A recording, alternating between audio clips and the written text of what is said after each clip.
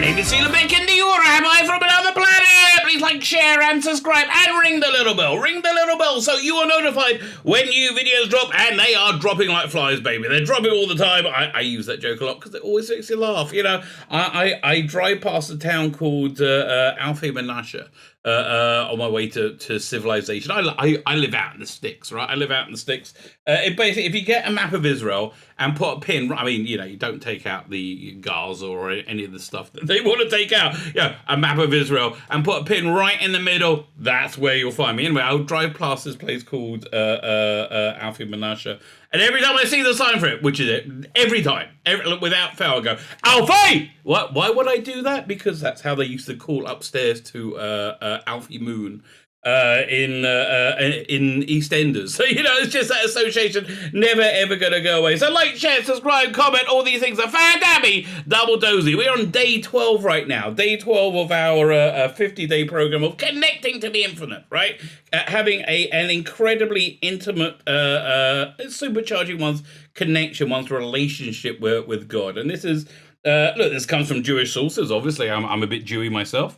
But I think it is universal for most peoples of faith, right? I think Christians hopefully can utilize exactly the same lessons. We're going over a program analyzing the 6 constant commandments. So we call them the 6 constant mitzvot in Judaism, which are commandments that you do 24/7. It's part of your operating system. That's essentially it's a part of your ongoing operating system. It's your worldview of life, and all this stuff is stuff that we know, right? We know all this, all these things. The commandments in question are, I have them handily written out over here.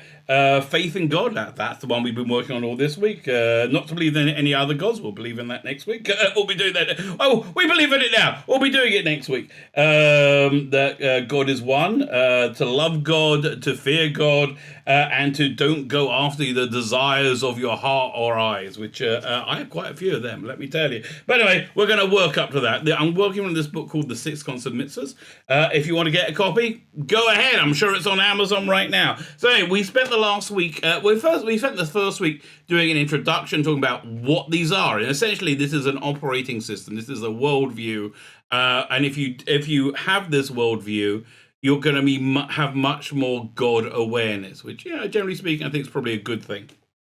Again, if we're talking to peoples of faith, if you're not, you might be like, well, what's the point? So we've had a quite in-depth review of the commandment to have faith in God, and essentially it was the first 10 commandments. I am God who brought you out from from bondage in the land of Egypt. Tell you, bondage in the land of Egypt. That's it's a little bit more expensive nowadays.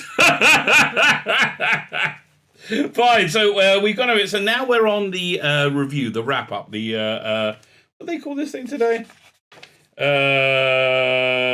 Review. Let's call it review. Okay, there you go. So fine. So it starts off with saying, we have completed the study of the commandment of faith, right? But we are not finished. This is, again, if you're Christian, I think this will be interesting for you, because this is such a different way of looking at things. Everything's very, very, very academic, right? Or at least there's that element of it. We completed the study of the commandment of faith, but we are not finished. Oh, no. We're going to edge it a little bit. Each year we find that, each year we finish the, there's so much stuff I've got to put in to make this make sense to you guys. Every week on Sabbath, we read a bit of the Old Testament. It's in this big scroll. Actually, if you go for a Sephardi, that's more of like Eastern traditional Jews. They have their scroll in. They're really beautiful, actually, in this wooden canister tube thing, right? And it opens up, and you read it from that. The Ashkenazi one, which is mine, is not. It has its own little cupboard. You put it in. So we read it every week on on Sabbath, we serialize, the Old Testament. That's what I'm looking for. We serialize the Old Testament, and when we get to the end of it on the holiday of Simchat Torah, which is at the end of the high holiday season, the first thing we do immediately is we roll it back and we start right again at the beginning, because you never finish, right? We study the weekly installments. There we are. That's what it was. The weekly installments, week after week, year after year, and we don't get bored. Why? Because as we go through life, we grow and develop. Yeah, I first learned this book, I don't know, 10, 15 years ago. I'm in a totally different place now, right? The insights we had into things last year were at the level of our understanding of last year. Now we're at a deeper, more analytical, broader, and more spiritual level, right? So we've got to do it again. And we see things differently that way, right? I mean, again, my worldview is different from when I was 30, from when I was 35, from when I was 40. My worldview changes, right? A little bit.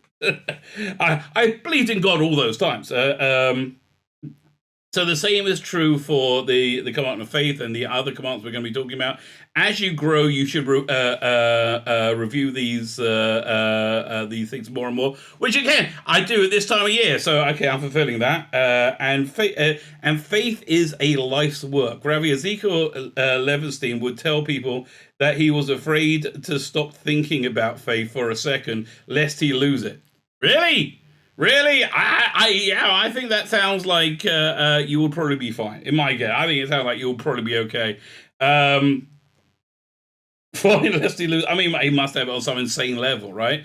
And that was coming from a person who, this very famous story, the Karney Shomron described as one who feels faith in a physical sense. I mean, I kind of do sometimes. I'm sure you do too, right? You get that when you're in midst of prayer. You get like you feel it, right? Experience it.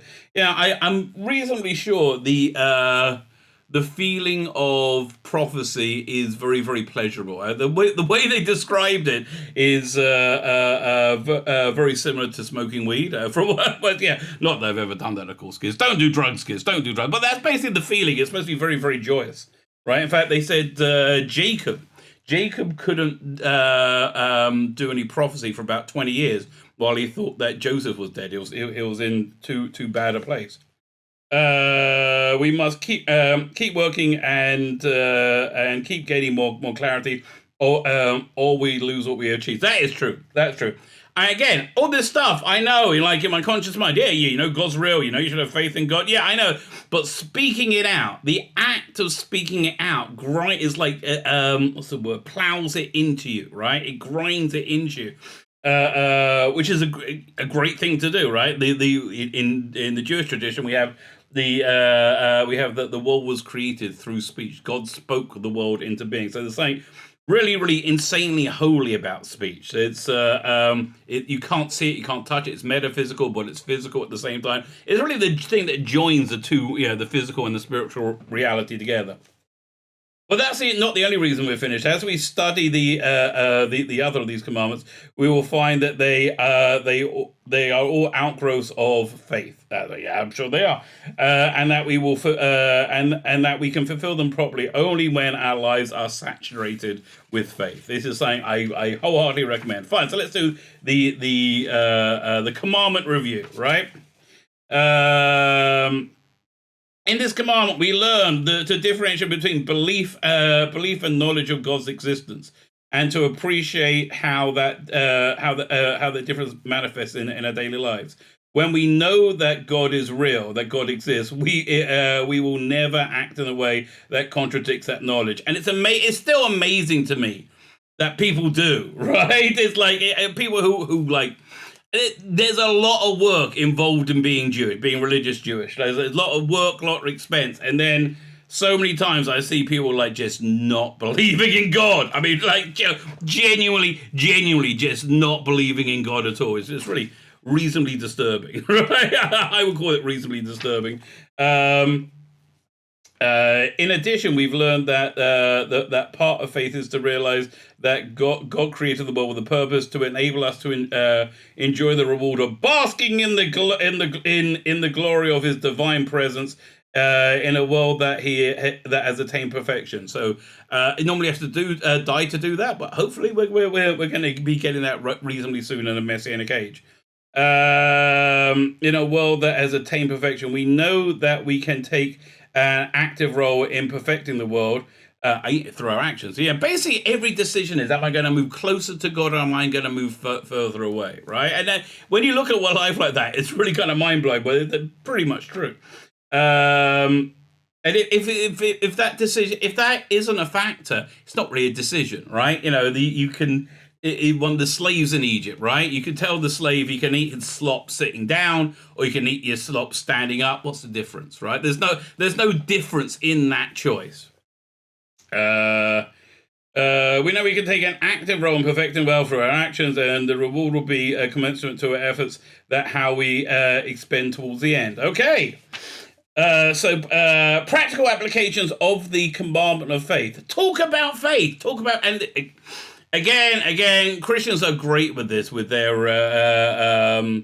Bible groups, right? That's what they're for, to speak it out. It's kind of like the reason why you have 12-step programs, which I also think is most of the practical benefits of an organized religion you get through a 12-step program. They're very good. They're very effective. Speaking it out. Speak it out. Speak it out. Speak out your love of God, right? Speak out your belief in God. Speak out your questions on God.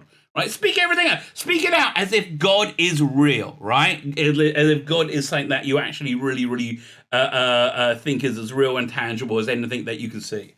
Speak it out. Sacrifice for faith. We when we force upon ourselves and to act in a certain manner because we realize that God is watching us, and knowledge of His omnipresence.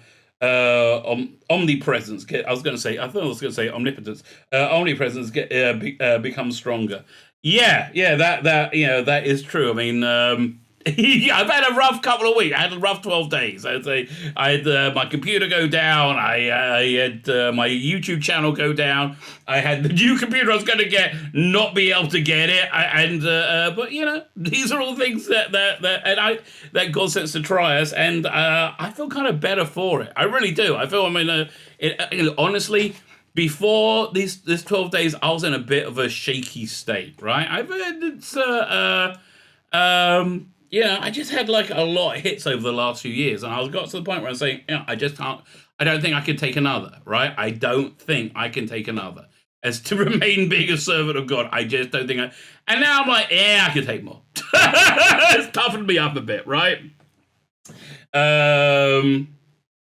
Use wisdom to build faith. We can find proof of God's existence in nature, in the Bible, in history, and in logic.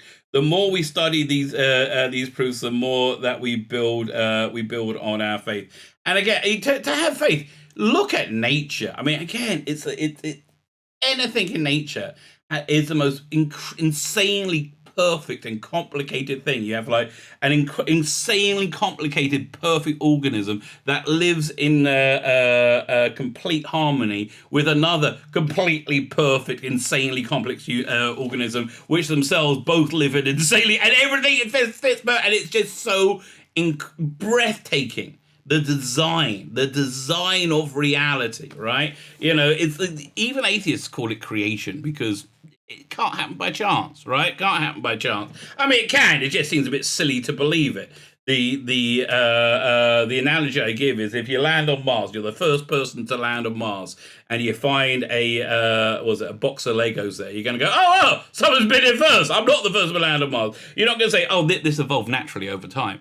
If you find those Legos like built into a diagram of a heart, you're not going to go, well, they just kind of evolved and then they fell together. No, you're going to see an intelligence had something behind building these things, right? Putting it together. Let's say you find an artificial heart, and how that can keep somebody alive. You're not going to go, oh, yeah, no, this just evolved by itself.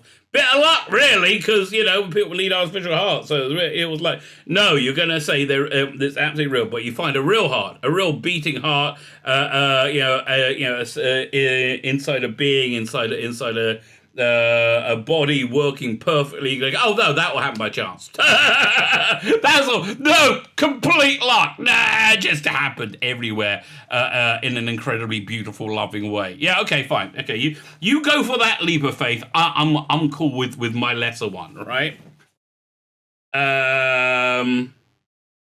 This is Shavisi Hashem Neged Samid. I have no idea what this is. Let's see what's going on.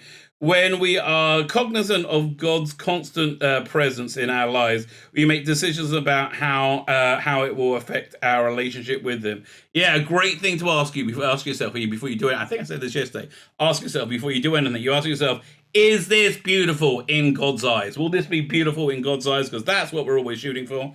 Among the other benefits is this will teach you to shun attention and not seek human recognition or spiritual accompaniment. Now, I hear this is good. This is a very Jewy worldview, though, right? Hide! Stay under the bed! Don't let anybody know! Talk to God. Additional prayer. I mean, I have 3 formal sets of prayers a day. I always talk to God. I go, like, what's going on with that? Or what's the, I talk to God frequently. I would say very frequently. Aside from scheduled prayers, we should talk to God on a regular basis, requesting His assistance in every pursuit, and from the most spiritual to the mundane. Bitachon, which is a cleaving to God. We can display and build our faith by determining how much effort that we feel we need to do for God to be able to achieve what we want. We want money, so we do go to the effort of having a job, so God can send money to us. Really, normally in form of a paycheck, but that's how much effort you need to put in is dependent on how much belief you have that God is real. We must really undertake in our individual circumstances and the levels of faith. And relying on God to do the rest. Basically, how much can you realistically rely on God, right? How much can you because you believe God's real? Fine, we have completed the studying the commandment on faith. This is called, in Judaism, we call this a siyum. We have a little party. Yay! We had a little party, so enjoy. Drink yourself a l'chaim. You've done very well. Thank you very much. Let's have a little sneak peek about what the next thing we're going to be looking at. So it's the mitzvah from the, I'm going to read it in Hebrew. Shalom aman elohot beleti Hashem lovod. Do not believe in gods other than God. Right? So what's that mean? Now, this has changed a lot over the millennia, which again, I don't want to like spoil it, but we're going to be getting into it. We are not to, so an explanation of the mitzvah from the commandment from this book called Book of the Commandments, Book of Teaching, Sefer HaChinuch. We are not to believe in other gods other than God Himself, as the Bible states, you shall not have other gods in my presence. This is from Exodus chapter 20, verse 3. The Rabbi Rambam notes that, who's one of our greatest commentaries on Old Testament, notes that one will never find scriptural mention of other gods in reference to making idols. That's interesting. So it's not talking about idolatry, because the word "other" is inappropriate in the context of making gods. I.e., since we shall not make the first god, how can we make other gods? Okay, so it's a bit of a semantic argument. Rather, the Bible prescribes belief in one's heart that other gods don't exist. So what I think we're going to be talking about is ascribing power to anything other than God, right? Anything other than God. And we've seen over the last couple of, just think about what's happened over the last few weeks.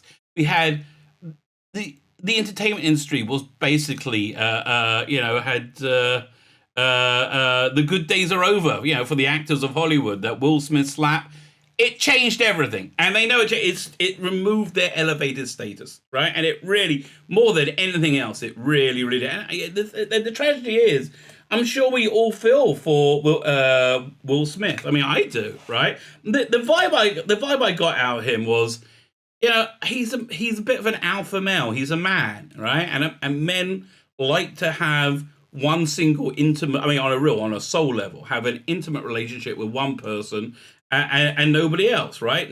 Men, generally speaking, don't want to share their spouses with other people. So I think I think a couple of things happened. He got browbeaten into it by the society, as they do, saying, what's your problem? They're sick, immoral, amoral society. I think he was browbeaten into it by them. And by his wife as well. I don't know how much she's into it or not, but she seems reasonably, into that. And I think he told himself, well, I get to sleep with other women as well. So, it's fair, it's all fair. But honestly, his soul is screaming, right? And we can all feel it. And I feel really bad for him. I hope he gets a speedy recovery. I really, really, really do. So saw that happen. CNN Plus came and went. Netflix, Twitter is one of the most important. Twitter being bought by Elon Musk is one of the most important things that's happened in probably since Trump was elected, right? Because that's going to change everything. If Twitter becomes the place where it has genuine freedom of speech and doesn't have biases because of one's ideology, listen, I don't think there should be hate speech. I don't think you should be going around being a dick to people, right? I'm big into saying that that's a no-no, but most things they call hate speech just simply isn't. Other than they hate the people saying it, right? So, but if that happens, then it's going to make the platform much more successful. And the shareholders in other platforms, in Facebook, in Google, and Disney, they're going to say, "What? Why are we not making money? Because you want to bang on about your crazy crap, right? Like, no, no. I think it's going to change absolutely everything. So this is a very powerful period of time. I think it's going to be much more so this year. We're 12 days in and things have got crazy, right? Things have got crazy. Let's see what the other was. 38 days have to offer. I have a feeling might be a bit more craziness. My name's Tzvi Lebetkin, the rabbi from another planet. Please like, share, and subscribe, and ring the little bell. Ring the little bell so you're notified when new videos drop.